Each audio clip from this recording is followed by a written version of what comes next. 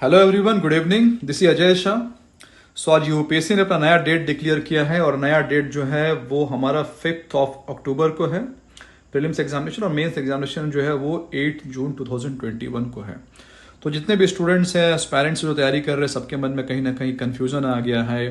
एक केओस जैसी स्थिति है कि भाई आगे कैसे करना है, कैसे हम इस सिलेबस को टैकल करें, प्रीलिम्स की तैयारी करें, मेंस की तैयारी करें, किस तरह से चीज़ों को हम आगे बढ़े। तो मैंने ये वीडियो प्रिपेयर किया बेसिकली इस स्ट्रैटेजी को डिफाइन करने के लिए। तो let me make it very clear कि ऐसी कोई फिक्स स्ट्रैटेजी नहीं होती जिससे आपका यूपीएससी जो है वो क्लियर हो जाएगा। हर इंसान जो है अपने अपने तरीके से तैयारी करता है। यूपीएससी की तैयारी करना, उसको क्वालिफाई करना, यूँ समझिए कि एक आइलैंड में जाने के की तरह है, और उसको जाने के कई सारे जो है डायरेक्शन है, कई सारे मेथड्स है जिससे आप जा सकते हैं। So there is no thumb rule. तो मैं एक लॉजिकली अपने स्ट्रेटेजी को आपके सामने रखूंगा और ये आपके ऊपर डिपेंड करता है कि आप इसको किस तरह से अडॉप्ट करें। I am just going to give you a direction और आप उसको अपने अकॉर्डिंग क्या कीजिए, मॉडिफाई कीजिए। तो आज जो है, आज कौन सी तारीख है? आज 5 जून 2020 है और प्रीलिम्स एग्जामिनेशन 5 अक्टूबर 2020 को है। यानी हमारे पास जो है ये 4 मंथ्स का टाइम जो है हमारे पास बच गया है। अब यहाँ पर सबसे बड़ा इशू वो ये है कि जो स्टूडेंट्स हैं जो प्रीलिम्स देने वाले थे 31 मई को, वो क्या है कि एक तो एक महीने से वेट कर रहे थे कि क्या होगा। उसके पहले लॉकडाउन के बाद वो वेट कर रहे थे।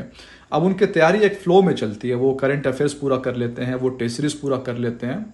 तो इसमें कहीं ना कहीं एक फटीग आपके दिमाग में आ जाता है, आप बोर होने लगते हैं चीज़ों से, आपको ये फ्रस्ट्रेशन की तरफ ले जाता है। तो आपको सबसे पहला यूपीएससी एस्पिरेंट के तौर पे आपको ये करना है कि you have to deal with this fatigue. ये जो फटीग आपके अंदर आ रहा है, जो फ्रस्ट्रेशन आ रहा है, इसको डील करना है। अब फ्रस्ट्रेशन डील करने के दो तरीके हैं। पहला तो ये है कि भाई आप एक जनरल मोटिवेशन जो होता है उससे अपने आप को मोटिवेट करें। अब यूपीएससी की तैयारी आप सब करने आया, तो मैं ये समझता हूँ कि हर कोई ना कोई पर्पस के साथ यूपीएससी की तैयारी करने के लिए आया है, and there is some motivation behind them. कोई तैयारी इसलिए करने आया है क्योंकि उसको पावर से बहुत प्यार है, कोई तैयारी इसलिए करने आता है क्योंकि उसको अपने पेरेंट्स की स्थिति अच्छी करनी है। बहुत सारे ऐसे लोग हैं जो कि भाई रिवेंज के भाव से आते हैं। मैं कई ऐसे लड़कियों से मिला हूँ जिनको बार बार बताया जाता है कि you are not fit to do something, तो वो एक अंदर से एक जो है इंस्पिरेशन लेकर के आती हैं। So you have to find what is your motivation to prepare for UPSC examination, और उस मोटिवेशन से आप अपने आप को यहाँ पर इंस्पायर्ड रखिए, चैनलाइज रखिए। फॉर एग्जाम्पल, मान लीजिए कि आपको पावर से बहुत प्यार है, तो watch regularly the videos of Ajit Doval वगैरह, कैबिनेट सेक्रेटरी, इलेक्शनशिप कमिश्नर्स, ऐसे पावरफुल लोगों के वीडियोस जो है आप देखना चालू कीजिए। ये आपको इंस्पायर करेगा। अगर आप अपने जो पेरेंट्स हैं उनके कारण आप यूपीएससी की तैयारी करने आए हैं, तो आप अपने पेरेंट्स की फोटोज देखिए, उनसे बात कीजिए और ऐसा इमेजिन कीजिए कि यूपीएससी क्वालिफाई होने के बाद में आप अपने पेरेंट्स की किस तरह से पूरी जो सोशल कंडीशन है उसको आप चेंज कर सकते हैं। आप में से कई लोग जो है सोसाइटी के लिए कुछ करने को आया है, उनके अंदर एक सोसाइटल स्पिरिट है, पब्लिक सर्विस का एक स्पिरिट है। तो आप ऐसे ब्यूरोक्रेट जिन्होंने पब्लिक के लिए बहुत सारी चीज़ें की, आप ऐसे मन में इमेजिन कीजिए कि आप अगर ब्यूरोक्रेट होते आज के समय में, तो कोविड-19 से जो इतने माइग्रेंट्स मर गए हैं, आप उनकी कहीं ना कहीं मदद कर सकते हैं। तो इस तरह से आपको अपने आप को मोटिवेट करना है। एक तो ये मोटिवेशन का तरीका हो गया। दूसरा एक हो गया कि हम अपने आप को मोटिवेट करने के लिए हम क्या करते हैं, अपने जो पढ़ाई है उसको डाइवर्सिफाई करते हैं। यूपीएससी की तैयारी में आपने देखा होगा, प्रीलिम्स की तैयारी में, कि लास्ट तक मीन्स जब आपका डेट आ जाता है तो आप एक ही चीज को बार बार पढ़ के आप बोर हो जाते हैं। बार बार वही एल नीनो, बार बार वही पॉलिटी, कॉन्स्टिट्यूशन, हिस्ट्री, तो आपको ये काफी ज्यादा बोर करता है। तो आप इससे बचने के लिए अपने सब्जेक्ट को आप डाइवर्सिफाई कीजिए। और डाइवर्सिफाई कैसे करना है आपको मेंस का जो सब्जेक्ट है उसको ऐड कर लेना है अपनी तैयारी में। मैं उस पर आ रहा हूं कैसे आपको करना है। तो चलिए हम स्टार्ट करते हैं। तो हमारी जो तैयारी है अभी बेसिकली 2 फेज में होने जा रही है। पहला जो फेज है हमारा वो है प्रीलिम्स होने तक, यानी आज से लेकर प्रीलिम्स के बीच में हमारे पास 4 महीने का टाइम है, और प्रीलिम्स के बाद हमारे पास 3 मंथ्स का टाइम है। ये जो 3 मंथ्स है ये हमें दिखाता है कि मेंस के लिए गैप जो है वो काफ़ी कम है, और इसीलिए हमें मेंस की तैयारी में थोड़ा बहुत उतरना चाहिए।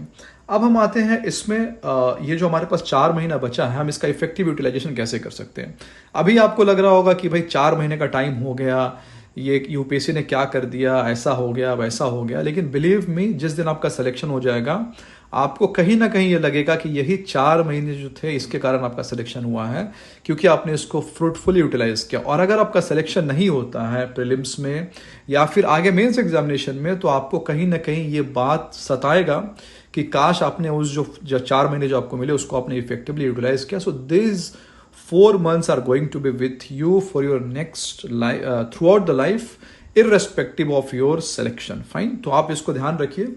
अब ये 4 महीने का टाइम है, 4 महीने के टाइम को मेरे हिसाब से जो स्ट्रेटेजी आपके लिए होना चाहिए, आप इस स्ट्रेटेजी को 4 मंथ्स को आप 2 पार्ट में ब्रेक कीजिए, अगला 3 महीना और लास्ट 1 महीना। ओके, तो जो अगला लास्ट 1 महीना है, जो कि 5 सितंबर से लेकर 5 अक्टूबर तक का जो टाइम है, वो आपको एक्सक्लूसिवली जो है प्रीलिम्स एग्जामिनेशन में देना है, कहीं कोई उसमें कॉम्प्रोमाइज नहीं करना है। लास्ट 1 महीना आप एक्सक्लूसिवली प्रीलिम्स एग्जामिनेशन को देने वाले हैं।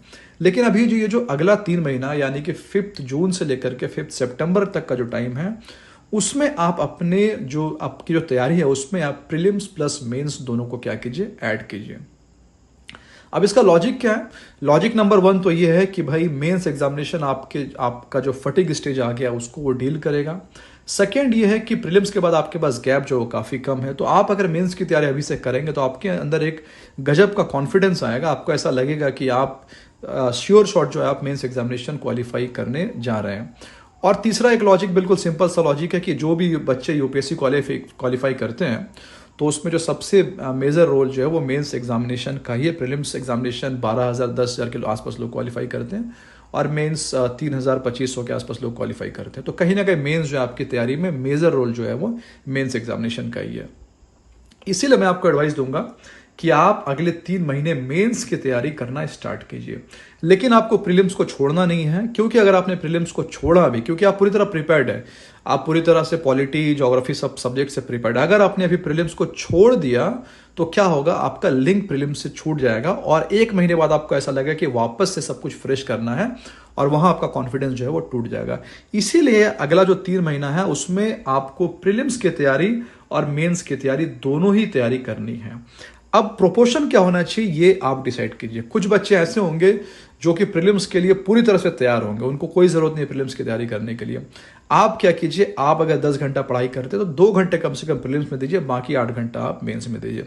लेकिन आपकी तैयारी प्रीलिम्स में इतनी ज्यादा नहीं हुई है तो आप 5 घंटे प्रीलिम्स 5 घंटा मेंस दीजिए। दैट डिपेंड्स ऑन यू कि आपका स्टेज एग्जैक्टली प्रीलिम्स में क्या है। अब आते हैं कि प्रीलिम्स में हमें क्या करना चाहिए। तो आप में से जितने लोग मुझे सुन रहे हैं उसमें से कई ऐसे लोग होंगे जिनको कहीं ना कहीं प्रीलिम्स में लैक्यूना होगा, वीक पॉइंट्स उनके कहीं ना कहीं होंगे। आपको इन सबसे पहले वीक पॉइंट्स को आइडेंटिफाई करना है। Now what is the meaning of weak point? Weak point का मतलब होता है ऐसे सब्जेक्ट्स जो कि रिलेवेंट है, एग्जामिनेशन में आते हैं बार बार, पर वो आपको नहीं आते, आपके तैयारी उसमें नहीं है, वो आपका वीक पॉइंट है। फॉर एग्जाम्पल, अगर आप कल को फिजिक्स पढ़ना चालू कर देते, क्योंकि कभी कभी फिजिक्स में 1-2 क्वेश्चन आ जाते हैं, आप वापस से क्या करेंगे, फिजिक्स का पूरा एनर्जी वेव सब कुछ पढ़ना चालू करेंगे, तो that is going to waste your time. लेकिन आर्ट एंड कल्चर हो गया, एंशियंट इंडिया हो गया, मेडिएवल इंडिया हो गया, ये ऐसे सब्जेक्ट्स हैं जो कि रेलेवेंट है और बार बार आते हैं। जनरली जो मैंने देखा है कि जो स्टूडेंट्स होते हैं वो इन एरिया को नेग्लेक्ट या तो नेग्लेक्ट करते हैं और या फिर वो इसमें वीक होते हैं। तो ये टाइम बहुत अच्छा है, आप ये जो पोर्शंस हैं उन पोर्शंस को आप पूरे अच्छे तरीके से कर लें। अब जैसे मैंने एंशियंट इंडिया का एग्जांपल दिया, तो एंशियंट इंडिया जब आप पिक करें तो आपको ये भी देखना है कि एंशियंट इंडिया में से कौन सा फोकस पार्ट है। लाइक इंडस वैली सिविलाइजेशन जो बार बार आता है, बुद्धिज्म है, जैनिज्म है, फिलॉसफी है। वैसे ही मेडिएवल इंडिया की अगर बात करें तो मुगल पीरियड से क्वेश्चन जो है बार बार आते हैं, मुगल पीरियड से आते हैं, मौर्य पीरियड से क्वेश्चंस आते हैं। तो आपको सबसे पहले ये आइडेंटिफाई करना है कि कौन से पोर्शंस रेलेवेंट है और आपका छूट गया है, उसको आपको पूरा करना है ना। आप ऐसे ये कैसे पता करेंगे?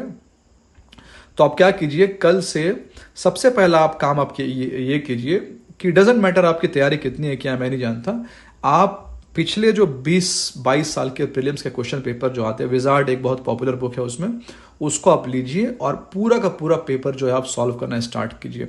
जिन स्टूडेंट्स ने सॉल्व कर लिया पहले वो भी वापस सॉल्व करो और जो तुम्हारे वीक पॉइंट्स है उसको एक जगह लिखना चालू कर दिया। लाइक फॉर एग्जांपल ज्योग्राफी आप करना स्टार्ट कर रहे हैं, तो ज्योग्राफी में आपने देखा कि एल नीनो आपको कहीं ना कहीं समझ में नहीं आ रहा और बार बार क्वेश्चन आ रहे, तो आप एक जगह लिख लो एल नीनो।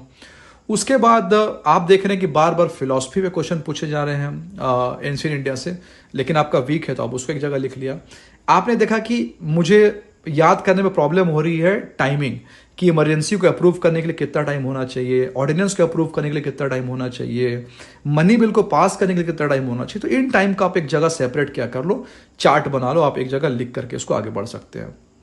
तो ये तो सबसे पहला हो गया कि आपको लैक्यूना पे काम करना है। दूसरा क्या है, आप टेस्ट सीरीज जो है आपने जो स्टैंडर्ड टेस्ट सीरीज लिया था, अगर आपने उसको कवर नहीं किया, क्योंकि मेजॉरिटी बच्चे, मुझे लगता है ऑलमोस्ट 50-60% स्टूडेंट्स ऐसे होते हैं जो कि टेस्ट सीरीज अच्छे से नहीं करते, कायदे से नहीं करते हैं, वो बीच में किसी को करते हैं, किसी को नहीं करते हैं, या फिर किया भी होता तो रिवाइज नहीं करते। तो वापस से कायदे से जो भी टेस्ट सीरीज तुमने लगाया है, जिस भी कोचिंग का लगाया है, उस टेस्ट सीरीज को उठाओ और उसको कायदे से करना क्या करो, चालू कर दो। एक एक करके उसको ऐसा करो कि मान लो कि 30 टेस्ट तुमने दिए हैं, ठीक है, तो 30 टेस्ट के मतलब क्वेश्चंस कितने हो गए, 3000 क्वेश्चंस हमारे पास हो गए।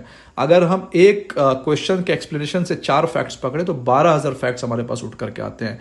मुझे नहीं लगता कि 12,000 फैक्ट्स से ऊपर या आगे पीछे कोई क्वेश्चन आने वाला है, लेकिन आप क्वेश्चन को तभी सॉल्व कर पाएंगे जब वो 12,000 फैक्ट्स जो है आपके दिमाग में अच्छी तरह से बैठे रहेंगे। तो टेस्ट सीरीज जो है वापस अब करना स्टार्ट कर दो।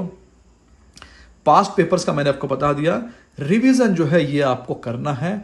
आप अपना जो प्रीलिम्स का टाइम है 2 घंटा, 4 घंटा, 5 घंटा जो भी है, उसमें रिवीजन को आप जरूर से ऐड कीजिए। रिवीजन का मतलब है या तो आप रोज रिवीजन कीजिए 1 घंटा, या फिर आप ऐसा कर सकते हैं कि 2 दिन के बाद 1 दिन मैं रिवीजन करूंगा, 2 दिन पढ़ाई करूंगा। जैसे आज मैं क्या करूंगा, आज पढ़ाई करूंगा लेक्विना पे, 2 दिन बाद फिर रिवाइज करूंगा, फिर लेक्विना पे काम करूंगा, फिर 2 दिन बाद रिवाइज करूंगा। ऐसे करके आप प्रीलिम्स की तैयारी करनी है आपको। और आप प्रीलिम्स से ये नहीं हो सकते, आप प्रीलिम्स से डेविएट नहीं हो सकते, भाग नहीं सकते हैं। अगर आपने प्रीलिम्स का लिंक छोड़ा, क्योंकि कई सारे ऐसे स्टूडेंट्स हैं जो अभी क्या करेंगे, वो पूरी तरह से मेंस की तैयारी करने में लग जाएंगे। उनको ऐसा लगेगा कि प्रीलिम्स तो मेरा हो गया है, चलो अब मैं मेंस की तैयारी करता हूँ और फिर प्रीलिम्स करूंगा सितंबर के टाइम में। ऐसे स्टूडेंट्स क्या होंगे, 2-3 महीने बाद में पूरी तरह से प्रीलिम्स के लिंक से हट जाएंगे और उनका कॉन्फिडेंस टूट जाएगा। सो क्रक्स क्या है, आपको प्रीलिम्स की तैयारी भी करनी है और मेंस की तैयारी भी करनी है। अब मेंस पे आते हैं। मेंस में आने से पहले एक बच्चे बार बार स्टूडेंट्स के मन में कंफ्यूजन, आज कई लोगों के मुझे फोन भी आए कि प्रीलिम्स में हम करंट अफेयर्स कितना पढ़े।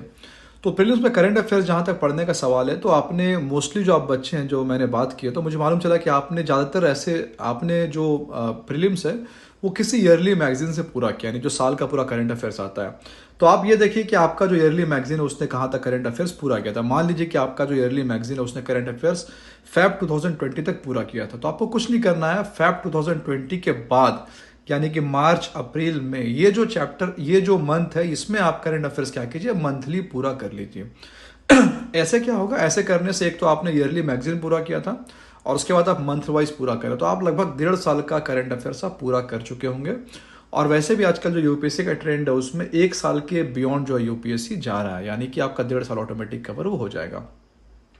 अब जो है मेंस पे आते हैं। मेंस का अगर हम जहां तक मेंस की बात करें, तो मेंस में बहुत बड़ा पोर्शन है आपका, ऑप्शनल है, उसमें मेंस है, उसमें करंट अफेयर्स के इश्यूज है, उसमें ऐसे है, काफ़ी सारी चीज़ें हैं। तो मैंने एक पहले वीडियो प्रिपेयर किया था, उसमें मैंने कहा था कि मेंस में आप ऑप्शनल मत पढ़िए अभी फिलहाल, लेकिन उस समय जो डेट्स वो अनसर्टेन थे, लेकिन अभी डेट्स आ चुके हैं और हमारे पास 3 महीने का टाइम है।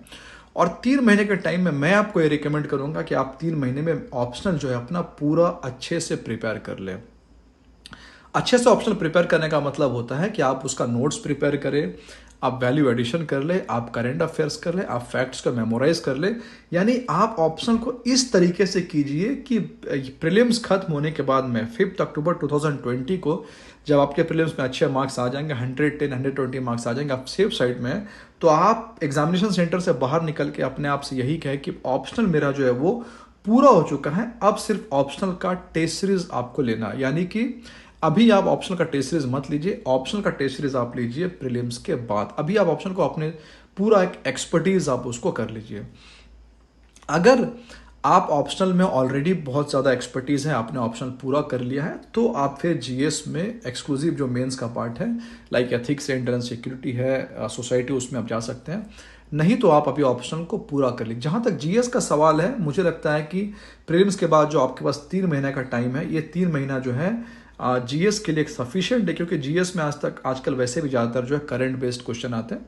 लाइक इस बार सोसाइटी में आप एक्सपेक्ट कर सकते हैं कि माइग्रेंट क्राइसिस पे क्वेश्चन आ सकता है, इंटरनल सिक्योरिटी में जम्मू कश्मीर टेररिज्म पे क्वेश्चन आ सकता है, अगर वर्ल्ड हिस्ट्री भी इवन हम बात करें तो आप कोल्ड वॉर पे क्वेश्चन जो है आप एक्सपेक्ट कर सकते हैं।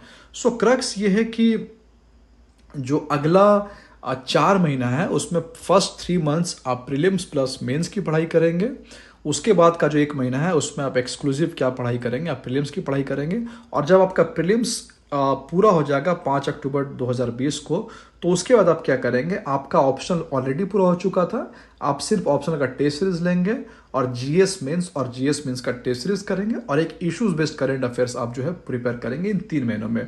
वैसे भी प्रीलिम्स के बाद जो ये 3 महीना है वो काफ़ी कम है, क्योंकि लास्ट का 1 महीना तो आप पकड़ लीजिए पूरा रिवीजन में जाएगा।